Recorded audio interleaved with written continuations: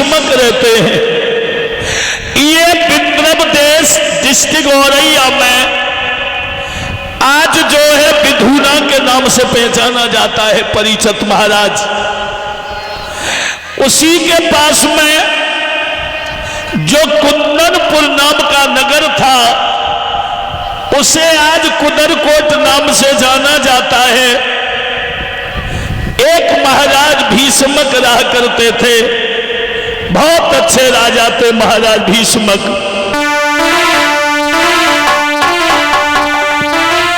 कुंदनपुर एक धाम बनो सुख काम रहे समझ आई, जहां भीष्म गए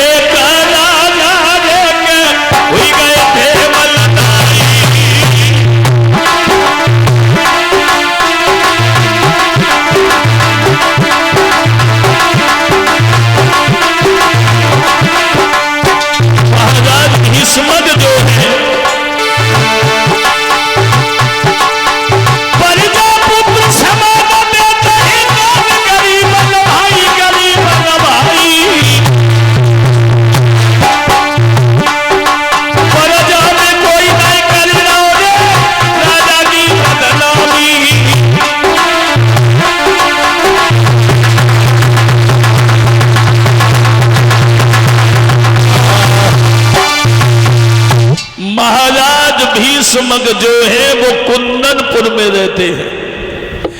इनके घर में 5 बेटाएं हैं और 5 बेटा जो है, कहने का मतलब है सबसे बड़ा रुकुम है, सबसे छोटा रुकमी। पर महाराज भीष्मक के आंगन में थोड़ा पीछे हो जाएगा, थोड़ा पीछे, कोई बेटी नहीं थी। और जब बेटी नहीं है तो महाराज भीष्मक सोच रहे हैं भगवान हमारे घर में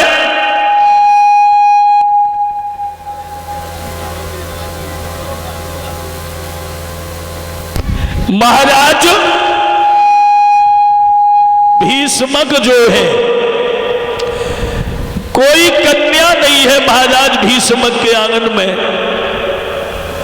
और जब कन्या नहीं है, मगर भगवान की लीला कुछ ऐसी हुई, धीरे धीरे समय बीता है। ये मशीन से ही आवाज कंट्रोल किया करो, मिक्सर से मत करो, मशीन से करो। हाँ ऑप्शन की भक्तों पीछे वालों की। महाराज भीष्मक के आंगन में समय आने पर एक कन्या ने जन्म लिया है, पीछे की आवाज। और जब कन्या ने जन्म लिया है, आनंद ही कुछ और है आंगन में।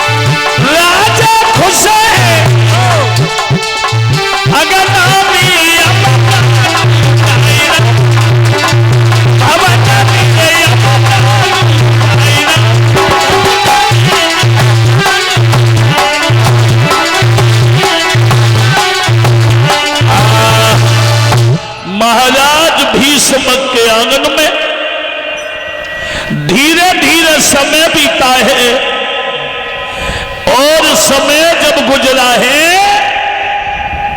तो कन्या का जन्म हो गया। और जब कन्या का जन्म हुआ, वो महाराज भीष्म बड़े खुश हैं। आज हमारा सौभाग्य है कि हमारे घर में कन्या का जन्म हो गया। भक्तों, उसी दिन देवसी बाबा नारद जी का पदार्पण हुआ है। और जब नारद जी आए, भीष्म ने कहा, महाराज आपके आने से हमारा घर मंगलमय हो गया। और सच कहानी यह है, हमारे घर में कन्या का जन्म हो गया। आप चलिए और हमारी बिटिया का नामकरण कर दो। तो नारद जी बोले, ये कौन सी बड़ी बात है, चलो। और जैसे ही आंगन में पहुंचे, बड़ा सुंदर चौक पुरवाया गया। कन्या को लेकर के मैया सुनेहा जब आई है, तो देवसी नारद जो संसार में विचरने वाले, आज उस बिटिया का नाम रखने लगे हैं। तो लेके पत्र का हाथ मुनि तब का लगाई, बगो धरो रुक्मिणी नाम रे नारद ने गिरा सुनाई। बहुत सुंदर।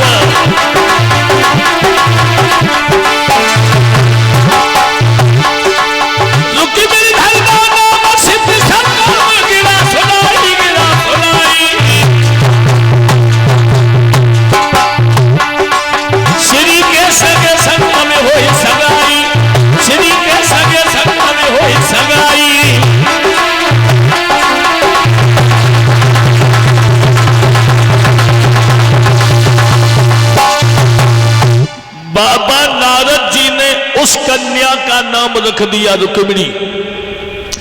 और रुक्मिणी जब रखा,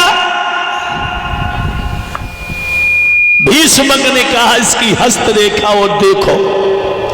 जब एक दिन ये सयानी होगी, जब हम घर पर ढूंढने जाएंगे, कैसा घर होगा, कैसा पर होगा।